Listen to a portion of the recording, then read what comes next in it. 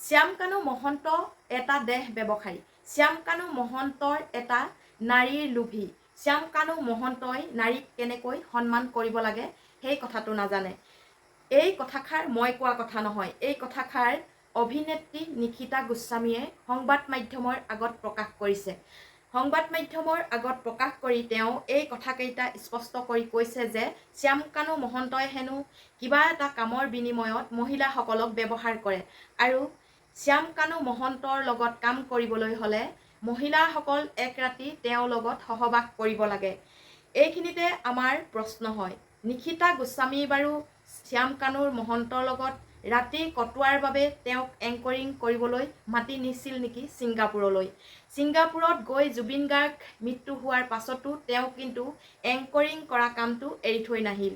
অৱশেষত আহি তেওঁ যিখিনি সংবাদ মাধ্যমৰ আগত মন্তব্য প্ৰকাশ কৰিলে, এতিয়া শ্যামকানু মহন্তৰ এটা নাৰী দেহ ব্যৱসায়ী বুলি প্ৰকাশ পালে। আৰু লগতে নিশিতা গোস্বামীয়ে কাৰ ভয়ত আগতে এই কথাবোৰ লুকুৱাই ৰাখিছিল।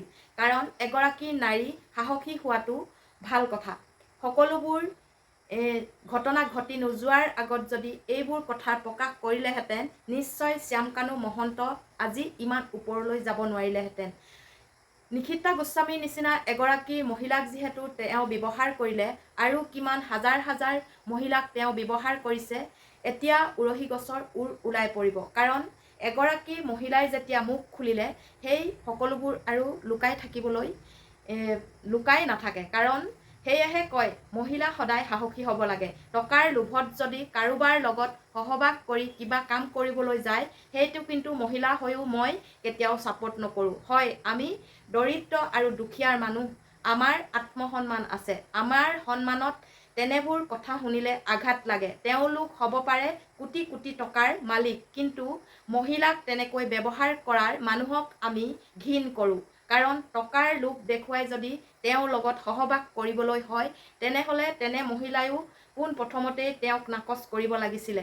এই সময়ত মই নিশিতা গোস্বামীকো এই কথাকেইটা প্ৰত্যুত্তৰ দিছোঁ। কাৰণ এগৰাকী মহিলা হৈ টকাৰ লোভত পৰৰ স্বামীৰ লগত সহবাস কৰি টকাৰ ঘটাটো আমাৰ অসমীয়াৰ মহিলাৰ কোনো যুক্তি নাই, ক'তো যুক্তি নাই। হয়, নিজৰ উপাৰ্জনেৰে মহিলাই সৎ পথেৰে উপাৰ্জন কৰি সৎ নাম কৰাটো আমাৰ অসমীয়াৰ বা অসমৰ সন্মান। সেই গতিকে নিশিতা গোস্বামীকো কৈছোঁ মই, আমাৰ মহিলাৰ গাত চেকা লগাকৈ যদি কিবা কাম কৰিছে, সেইটো কিন্তু ভুল কৰিছে।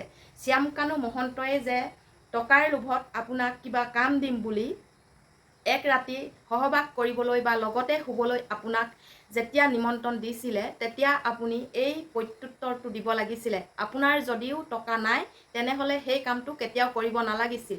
শ্যামকানু মহন্তৰ লগত এক ৰাতি থাকি ছিংগাপুৰত এংকৰিং কৰি কোটি কোটি টকা লৈ এতিয়া মুখ খুলিছে। ভুলটো আপোনাৰো আছে। গতিকে অসমৰ আইন প্ৰশাসনে গ্ৰেপ্তাৰ কৰিলে নিশিতা গোস্বামীকো গ্ৰেপ্তাৰ কৰিব লাগে। কাৰণ তেওঁ সমানে অপৰাধী আৰু মহিলাৰ সন্মান নষ্ট কৰিছে এগৰাকী মহিলা হৈয়ে।